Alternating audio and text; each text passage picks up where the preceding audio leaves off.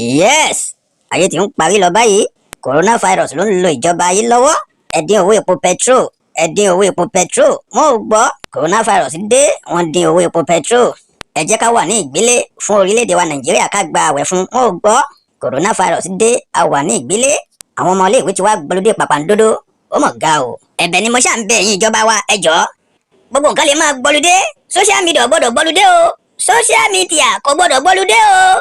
Ènìyàn bíi 5, 10 wọn ò gbọ́dọ̀ péjọ sọ̀rọ̀ níbì kan, wàhálà dé. Bí ènìyàn bá sín lẹ́gbẹ̀ẹ́ rẹ báyìí sìn, àbí kó yá gba rìlé. Apáǹbarì ni wípé wọ́n ní ènìyàn kò gbọ́dọ̀ ju bíi 50 lọ ní mọ́ṣáláṣí àti ní ṣọ́ọ̀ṣì. Wàhálà wà o. Tó sì jẹ́ wípé ọmọ ìjọ mi bíi 2000 ni mo ní ní ṣọ́ọ̀ṣì. Ọgbọ́n là á dà sí. Coronavirus ti wá gbayé po. Hello, alàgbà John.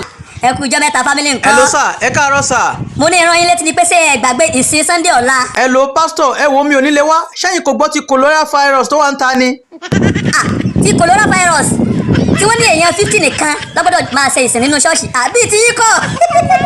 Coronavirus ó dá ojú mọ̀, ó dá àwọn tó lè mú mọ̀ bí ẹ̀yin tẹ́ mọ́ kó ipa ribiribi nínú ìjọkọ́. Ẹ wo ó bẹ̀rẹ̀ látòrí ọmọ ìkókó tẹ́ mọ́ gbé lọ́wọ́ 20,000 ni. Ọmọ tún yẹ tó tún tẹ̀lé 50,000 lówó rẹ tẹ́ mọ́ dá owó dà mẹ́wàá. Ká tó wá sọ ẹ̀gbọ́n wọn àtẹ̀yìn ìyá àtẹ̀yìn bàbá. Fámìlì yìí lásán a máa jẹnẹrétì 1 million lára yìí. Irú yìí kọ́ ni coronavirus wá mú. Ẹ wo ẹ gbọ́dọ̀ bá wà ṣọ́ọ̀ṣì lọ́la o. Ẹ gbọ́dọ̀ bá wà, ẹ gbọ́dọ̀ bá wà. Mo retí yín o, bẹ́ẹ̀ bá wá jà o. Jésù kò bínú o. Jésù ó bínú ní sọ fún yín pé wọ́n bínú bẹ́ẹ̀ bá wá jọ. Ọba yìí dáyìí kó nínú ṣọ́ọ̀ṣì. Bí ti yín bá yìí sọ fún yín gbọ́dọ̀ wá. Ẹ gbọ́dọ̀ bá wà o.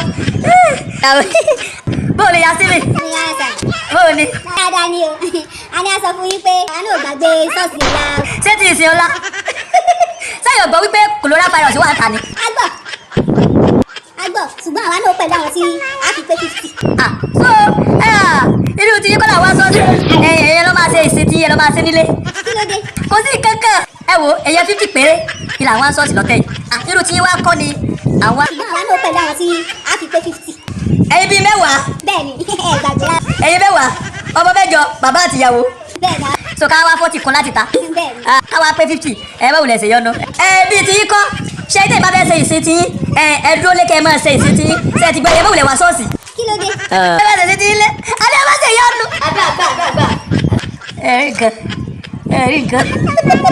Àwọn 10 kọ́ wá wéyàn 40 kù. Ìjọ lásán wọ́n mọ̀jú lọ́sọ́sì. Bí ẹ ṣe ń jó gbẹ́sẹ̀ ni wọ́n mọ̀jú tẹ̀sùn mọ́lẹ̀. Tí ẹ má jà máa dá ìtọrẹ àánú. 20 naira yẹ̀ ti bàjẹ́ tó ti fàyà ni wọ́n máa fi lẹ̀. Àbí kó bọ́tẹ́ni àti mọ́tò ti ba yé ẹ̀jẹ̀ tí mọ́tò ti rún yégéjégé wọ́n fi lẹ̀. Ẹ bá ṣe ti ilé. Ẹ wà àpọ̀pọ̀ kókó mọ́ lọ́wọ́. Wọ́n ti ọ̀kan lẹ́yìn. Bó bá jẹ́ 3 péré ló ṣe é fẹ́ràn jẹ. Àbùsẹ́bùsẹ́.